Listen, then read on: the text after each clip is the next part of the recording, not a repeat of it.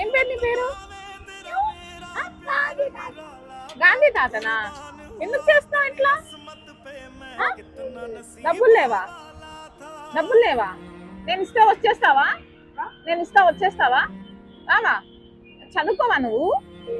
ఎందుకు ఇష్టం లేదా చదువుకోవడం? అదేంటి గాంధీ తాత బాగా చదువుకున్నారు కదా మరి. నీకు చదువుకోవడం ఇష్టం లేదా? ఈ డబ్బులన్నీ ఏం చేస్తావు తీసుకెళ్ళి మరి? అన్నం తింటావా? మీ అమ్మ నాన్న ఎక్కడున్నారు? ఎక్కడ? ప్యారడైజ్ దగ్గర ఉంటారా? నీ కళ్ళు మండట్లేదా? కళ్ళు మండట్లేదా ఆ పెయింట్ వేసుకొని? అయ్యో,